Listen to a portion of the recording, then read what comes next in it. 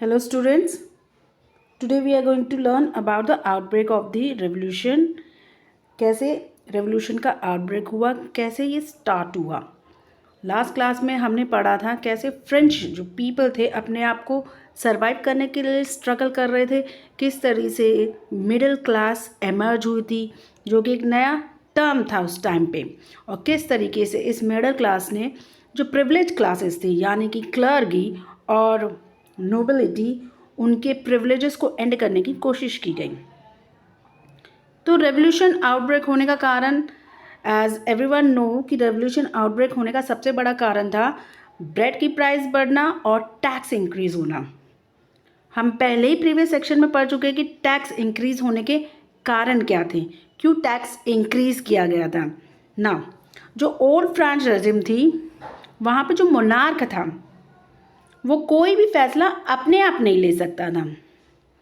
ठीक है, चाहे वो टैक्स इम्पोज करना हो, वो अपनी मर्जी से कोई फैसले नहीं ले सकता था. उसको एक मीटिंग बुलानी पड़ती थी.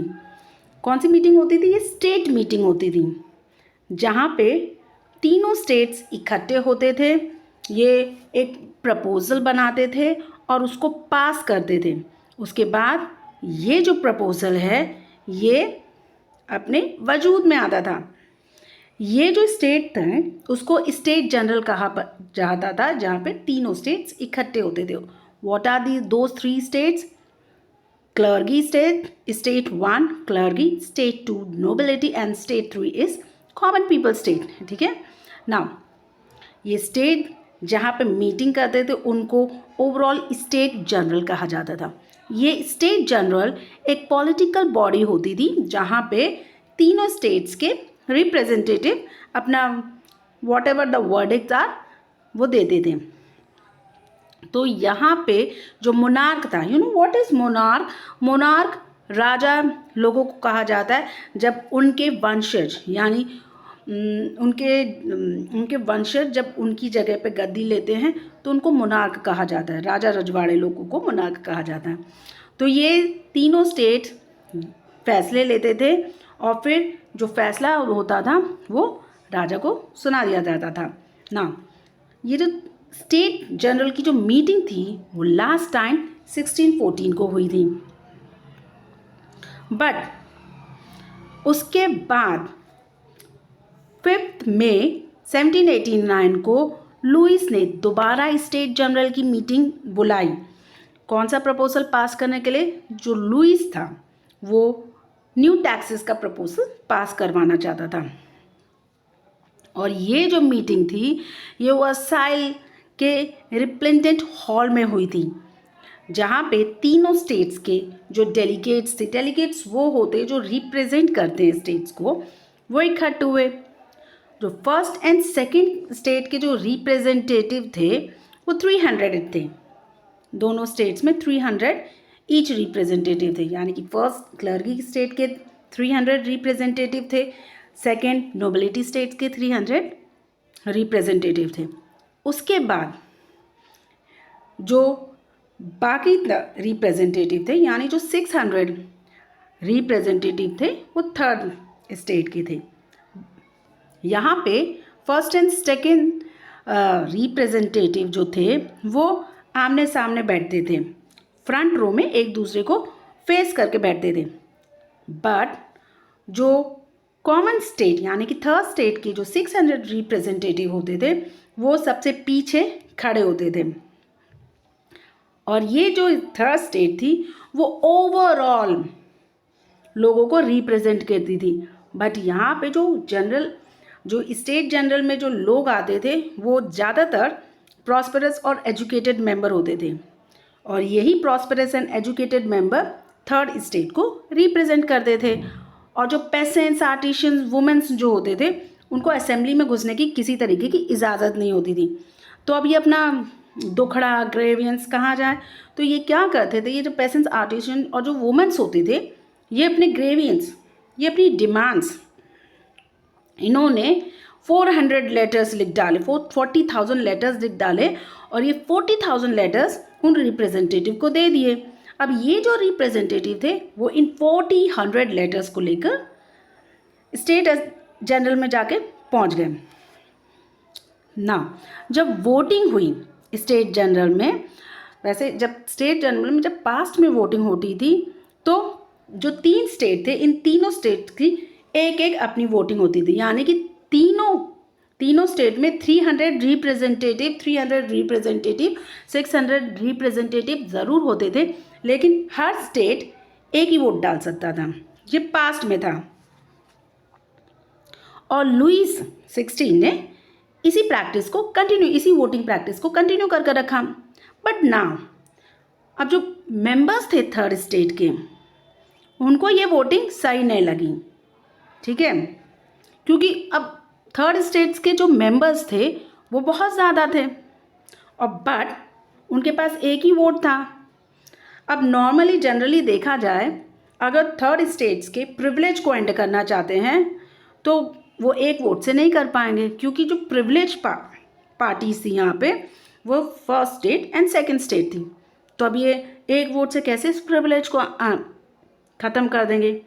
इसी वजह से इन्होंने इस वोटिंग सिस्टम का बहिष्कार किया। और इन्होंने क्या किया, जो थर्ड स्टेट से वो फिलोसोफर राउसी से की जो बुक थी उससे बहुत प्रभावित हुए। कौन सी ये बुक थी? ये सोशल कॉन्ट्रैक्ट की बुक थी, जहाँ पर डेमोक्रेटिक प्रिंसिपल के बारे में बताया गया। और वो इसी सोच को, जो डेमोक्रेटिक प्रिंसिपल जैसी सोच थी, थर्ड स्टेट ने इसी सोच को आगे बढ़ाना चाहा। बट किंग जो था उसने इस चीज़ को रिजेक्ट कर दिया। थर्ड स्टेट चाहता था कि स्टेट्स के हर मेंबर असेंबली में वोट दें, and king was against it. What king wanted, king चाहता था कि हर स्टेट से सिर्फ एक ही वोट पड़े। तो किंग ने जब ये प्रपोजल रिजेक्ट कर दिया तो थर्ड स्टेट्स के मेंबर थे वो असेंबली से इसका बहिष्कार करके, इसका प्रोटेस्ट करके बाहर वॉकआउट कर गए।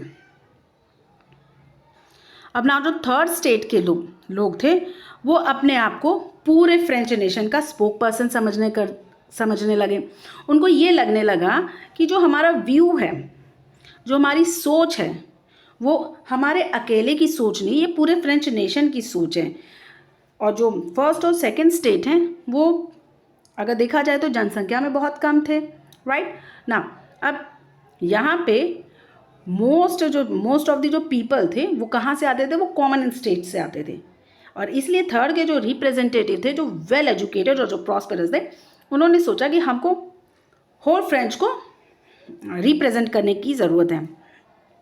तो on 20 June they have assemble of an indoor tennis court in the ground of Versailles. तो 20 जून को इन्होंने डिसाइड किया कि हम सब एक टेनिस कोर्ट है वहाँ वर्साइल के एक टेनिस कोर्ट के ग्राउंड में इकट्ठे हो जाते हैं। और उन्होंने अपने आप को नेशनल असेंबली डिक्लेयर कर दिया। और तब तक वहाँ से नहीं हटे जब तक उन्होंने मोनार्क सिस्टम ख़त्म करके, यानी कि मोनार्क की जो पावर है उसको लिमिट करके फ्रांस के लिए एक नया कॉन्स्टिट्यूशन बनाने की डिमांड रख दी। अब ये जो इनकी जो डिमांड थी, ये जो नेशनल असेंबली थी, ये दो बहुत फेमस लोगों के द्वारा लेड की जा रही थी। और ये फेमस थे मिराबाउ एंड एबेसियस ना। मिराबाउ जो था वो एक नोबल फैमिली से बिलोंग करता था और वो इस बात को कन्विंस था, इस बात को वो मानता था कि हमारे यहाँ पे जो फ्यूडल सिस्टम है, फ्रांस में जो फ्यूडल प्रिविलेज है, उसको एंड करने की ज़रूरत है। उसने एक जर्नल भी निकाली जहाँ पे उसने अपनी पावरफुल स्पीच डिलीवर्ड की लोगों के सामने वर्साइल में, जहाँ बहुत सारा क्राउड इकट्ठा हुआ, जहाँ बहुत सारे क्राउड असेंबल हुआ वर्साइल में। वहाँ पे मिराबाउ ने अपनी एक पावरफुल स्पीच डिलीवर की और बताया कि why feudal privilege should be ended. इसके अलावा as you can see in this picture, most of the people here gathered. यहाँ पर बहुत सारे पीपल उस असेंबली में गैदर्ड हुए हैं, ठीक है। और यहाँ पे जो स्पोक पर्सन है वो स्पीच दे रहा है। Now let's move on to the where जो सेकेंड, सी रिमेंबर, दो लोग लेड कर रहे थे नेशनल असेंबली फ्रेंच की, एक था मिराबाउ एंड एक थे एबेसियस ना। मिराबाउ जो था वो नोबल फैमिली से बिलोंग करता था, वेयर एज एबेसियस वो था, वो ओरिजिनली प्रीस्ट था और उसने एक इन्फ्लुएंशियल पैम्पलेट लिखी जिसको कहा जाता था what is the third state. Third state क्या है? अब ये जो नेशनल असेंबली जो वर्साइल के एक टेनिस कोर्ट ग्राउंड में इकट्ठी हुई थी, वो बिजी हो गई ड्राफ्ट बनाने में, और जो रेस्ट जो बाकी जो फ्रांस था वो तबाही की दौर की ओर मुड़ गया। कड़ाके की ठंडी की वजह से वहाँ का जो हार्वेस्ट था, वहाँ का जो प्रोडक्शन था, फूड ग्रेन का प्रोडक्शन, वो बहुत ही ख़राब हुआ, पैदावार कम हुई, जिसकी वजह से जो ब्रेड की प्राइस थी और जो ब्रेड की प्राइस थी वो बढ़ गई। अब इसका जो बेकर्स थे, जो बेकर्स जो होते जो ब्रेड बेक करते, उन्होंने इस सिचुएशन का बड़ा नाजायज़ फ़ायदा उठाया और उन्होंने जो सप्लाई थी उसको स्लो कर दी। अब जब सप्लाई स्लो होगी तो ऑब्वियसली लोग ब्रेड की डिमांड ज़्यादा बढ़ेगी। जब ब्रेड की डिमांड ज़्यादा बढ़ेगी तो जो प्राइस है उसको इंक्रीज़ करके वो ब्रेड बेचेंगे। घंटों क्या बोलते लाइन में, जो वहाँ फ्रेंच की औरतें थी घंटों लाइन में लगी रहती थी बेकरी के बाहर, उसके बाद भी उनका नंबर नहीं आता था। तो इसी गुस्से में फ्रेंच की जो वुमेन्स थी उन्होंने क्या किया, बेकरी शॉप के अंदर घुस गई और उसी समय किंग जो था उसने अपने ट्रूप्स को पेरिस में घुसने की इजाज़त दे दी थी। और ये जो इंसिडेंट था, ये 14 जुलाई का इंसिडेंट था, जब वहाँ पर एक ह्यूमर स्प्रेड हो गया था कि पेरिस सिटी में किंग ने अपनी फ़ौज को घुसने की इजाज़त दे दी है और लोगों को मारने के लिए कहा है। रिमेंबर जो हमने फर्स्ट इंट्रोडक्शन पढ़ा था, वहाँ पे हम इसी इंट्रोडक्शन को पढ़ रहे थे। 14 जुलाई 1789 जब पेरिस सिटी में दहशत भरा माहौल था, लोगों के बीचों में दहशत बढ़ गई थी कि किंग ने फ़ौज को घुसने की इजाज़त दे दी है और वो फ़ौज उनको मारने के लिए आ रही है। तभी उन्होंने बेलस्टाइल वेपन की तलाश की और फिर बेलस्टाइल गिला दिया। ये वो इंसिडेंट था। और अब इसका कारण ये था कि ब्रेड की प्राइस बढ़ गई थी, औरतें जो थी घंटों बेकरी शॉप के बाहर खड़ी हैं पर उनका नंबर नहीं आ रहा है, तो जिसके गुस्से में उन्होंने बेकरी शॉप में हमला बोल दिया। और इसी के साथ उसी समय और उसी टाइम पे तो किंग था, उसने अपने फ़ौज को पेरिस में घुसने की इजाज़त दे दी थी। अब जो कंट्री साइड थी वहाँ पे इस तरह की वहाँ पर ये जो ह्यूमर था वो बहुत तेज़ी से गांव द गांव, विलेज टू विलेज फैलने लगा। अब वहाँ के जो लॉर्ड थे उन्होंने क्या किए, उन्होंने बैंड ऑफ ब्रिगेड्स हायर कर लिए। अब वो जो बैंड ऑफ ब्रिगेड्स वो लोग थे जो गुंडे नहीं होते, उन्होंने जो वहाँ के जो लॉर्ड मैनर्स थे, मैनर्स महल के जो मालिक थे, उन्होंने गुंडे हायर किए और उन गुंडों को ये ऑर्डर दिया कि जाओ तुम क्या बोलते जितनी भी फसल है उसको बर्बाद कर दूँ। जब ये गुंडे फसल बर्बाद कर रहे थे तो पैसन को बहुत गुस्सा आया कि भाई ये जो मालिक हैं ये अपनी ही फसल बर्बाद करवा रहे हैं। फसल ज़रूर मालिक की थी पर मेहनत तो किसानों की थी। तो पैसन ने क्या किया, उनके हाथों में जो आला था, हाथ भाला वाला, वो लेके उन्होंने चेटेक्स पे अटैक कर दिया। Now here what is chateaux castle होता है जी, as you can see, castle और stately residence belong to king और नोबलमैन। वो एक कैसल या एक रेसिडेंट होता है जहाँ पे किंग या फिर उसके नोबलमैन्स, जो सभा में जो लोग शामिल होते हैं वो रहते हैं।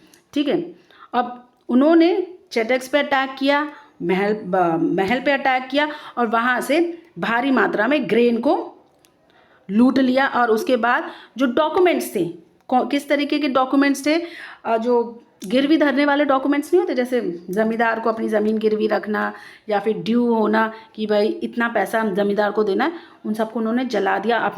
अपने से रिलेटेड सारे डॉक्यूमेंट उन्होंने जला दिए और जो अनाज था उनको लूट लिया। अब दहशत हो गई, जो नोबल्स के लोग थे उनके बीच में दहशत हो गई। अब ये लोग क्या करने लगे, ये जो नोबल मैन थे, अब नोबल मैन काउंटिंग में बहुत थोड़े थे, कॉमन मैन के मुकाबले जो नोबल मैन थे वो काउंटिंग में बहुत थोड़े थे। तो ये उन्होंने क्या किया, ये भाग गए। ये कहाँ भागे, ये भाग के नेबर कंट्रीज़ में जाके शरण ले ली उन्होंने। ठीक है, जब इस तरीके का विरोध जब पूरे फ्रांस में होने लगा तो लुइस किंग ने फाइनली नेशनल असेंबली को उसका दर्जा दे दिया और अपनी पावर को लिमिट करने के लिए तैयार हो गया। ठीक है, और वो रेडी हो गया कि ठीक है हम लोग फ्रांस का एक कॉन्स्टिट्यूशन बनाएंगे। ये वो दिन था 4 अगस्त 1789, ये वो दिन था जब नेशनल असेंबली की जो ड्राफ्ट था वो पास हो गया और जो फ्यूडलिज्म सिस्टम था, जो फ्यूडल सिस्टम था उसको ख़त्म कर दिया गया। ठीक, और जो क्लर्गी के जो लोग थे, जो क्लर्गी, जो फर्स्ट स्टेट क्लर्गी से जो संबंधित मेंबर्स थे, उनको कहा गया कि अब आप अपने जो प्रिविलेजेस हैं, जो आपको जो फ़ायदे मिलते थे, आप उसको गिव अप कर दीजिए। और जो चर्च था उनको कहा था कि आप तथीस को अबॉलिश करना बंद कर देना। तथीस क्या होता था? तथीस वो चीज़ होती थी जब चर्च अपने लैंड पे टैक्स लेता था और चर्च से उनके लैंड ले लिए गए। ठीक है, तथीस को ख़त्म कर दिया गया। चर्च जिन लैंडों पर जिन लैंड पे चर्च का कब्जा था उनसे लैंड ले लिए गए और जो गवर्नमेंट के एसेट से वो 2 मिलियन लेवरेज में आ गए थे। Now how France become constitutional monarchy. अब जब 4 अगस्त 1789 को जब फ्रांस कॉन्स्टिट्यूशन ऑफ फ्रांस पास हुआ था, उसी समय जो मोनार्की का जो पावर थी वो ऑलमोस्ट लिमिट हो गई ना। लेकिन जब ये ड्राफ्ट था कॉन्स्टिट्यूशन का, वो कब कंप्लीट हुआ? 1789 में जाके कंप्लीट हुआ। ऑलमोस्ट 6-7 साल लग गए, 3 साल लग गए ना। पर इस ड्राफ्ट का मेन ऑब्जेक्टिव क्या था? नेशनल असेंबली बनाने का मेन ऑब्जेक्टिव क्या था? नेशनल असेंबली बनाने का मेन ऑब्जेक्टिव था कि जो मोनार्क की पावर है उसको कंट्रोल किया जाए। अब बट यहाँ पे मोनार्क की पावर कंट्रोल तो कर दी गई, ठीक है, मोनार्क की जो लिमिट है यानी कि मोनार्क यानी कि राजा की जो पावर थी उसको लिमिट तो कर दिया गया। बट यहाँ पर एक ट्विस्ट था ना। ये ट्विस्ट क्या था? पहले क्या थी, जो मोनार्क की पावर जो थी वो एक ही पर्सन के हाथ में थी। अब ना ये जो मोनार्क की पावर थी उसको 3 हिस्सों में बांट दी गई। आधी पावर लेजिस्लेचर को दे दी, कुछ एग्जीक्यूटिव को दे दी, कुछ जुडिशरी को दे दी। इस तरीके से फ्रांस का कॉन्स्टिट्यूशनल मोनार्क बन के तैयार हो गया ना। ये जो कॉन्स्टिट्यूशन था ये 1789 में बन के तैयार हो गया, ये लॉ के रूप में आ गया। अब यहाँ पे जो लोग थे, अब कॉन्स्टिट्यूशन बन गया, सब कुछ तैयार हो गया, अब लेकिन गवर्नमेंट चलाएगा कौन? अब ये गवर्नमेंट इनडायरेक्टली इलेक्शन के ज़रिए चलेगी, ठीक है। बट यहाँ पे क्या था, यहाँ पे हर कोई इलेक्शन नहीं, हर कोई वोट नहीं दे सकता था अपना रिप्रेजेंटेटिव चुनने के लिए। उस टाइम पे तभी भी हर कोई वोट नहीं दे सकता था। यहाँ पे टर्म्स एंड कंडीशन थे, हर सिटीज़न वोट नहीं दे सकता था ना। किस तरीके के सिटीजन्स यहाँ पे वोट देते थे? See that is citizen voted for a group of इलेक्टर who in turn choose the assembly. कुछ जो सिटीजन थे उनको इलेक्टर का वोट दिया जाता था जो कि असेंबली बनते थे, जो असेंबली चुनते थे। अब यहाँ पे हर किसी को वोट देने का अधिकार नहीं था। कौन वोट दे सकता था? पहला, जो मैन 25 एज से ऊपर है और जो लगातार जो टैक्स जो था वो 3 दिन लगातार दे रहा हो, मतलब he is the age of 25 who pay tax equal to at least 3 days of labour wages. 3 दिन के लेबर वेज के हिसाब से वो जो टैक्स देता हो, ठीक है, उसका स्टेटस मायने रखता था, उसको एक्टिव सिटीज़न कहा जाता था, ठीक है। तो ओनली रिमेंबर, यहाँ पे सिर्फ मेन ही वोट दे सकते थे जो 25 एज से ऊपर हैं, जिनका लेबर वेजेस का टैक्स कम से कम 3 दिन के जिनका जो पेड टैक्स है वो कम से कम 3 दिन के लेबर वेजेस के बराबर हो, उनको एक्टिव सिटीज़न का दर्जा दिया गया था और ये वोट देने के काबिल थे। जो बाकी जो लोग थे, जो बाकी जो औरतें थीं, बाकी जो बचे हुए मेन जो थे वो पासिव सिटीज़न थे ना। पासिव सिटीज़न क्या होता है? जो सिर्फ देख सकते हैं, उनका कोई रोल नहीं है वोट देने में। वोट देने में सिर्फ उन्हीं लोगों का रोल है जो टैक्स 3 दिन के लेबर के वेजेस के मुकाबले दे सकते थे और जो 25 साल के ऊपर के थे उनको एक्टिव सिटीज़न कहा गया और जो बाकी जो रिमेनिंग लोग थे उनको पासिव सिटीज़न कहा गया। Now to qualified an elector and then as a member of assembly a man had to belong to the highest bracket of tax payer. अब किसी को इलेक्टर बनना है और उसके बाद असेंबली का मेंबर बनना है तो वो भैया बहुत ऊंची, बहुत हाईएस्ट टैक्स पेयर के रूप में होना चाहिए. As you can see here, now this is the constitution. In this picture you can see ये डिक्लेरेशन है, ये कॉन्स्टिट्यूशन है, ये ड्राफ्ट है कॉन्स्टिट्यूशन के. फ्रांस किसका? फ्रांस का. Now the constitution began with the declaration of rights of man and citizen. ये जो कॉन्स्टिट्यूशन था, ये अब कॉन्स्टिट्यूशन कैसे शुरू हुआ, कैसे ड्राफ्ट हुआ? पहले इसमें मेंस और सिटीजन्स के राइट को डिक्लेयर किया गया. अब किस तरीके के राइट्स थे? जैसे राइट टू लिव है, फ्रीडम ऑफ स्पीच है, फ्रीडम ऑफ ओपिनियन है, इक्वालिटी बिफोर लॉ है,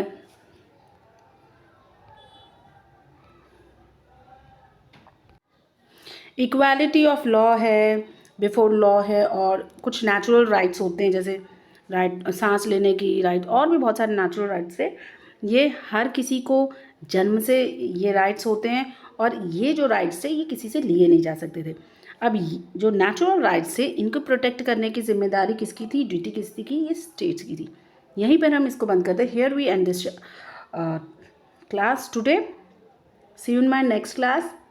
Have a good day.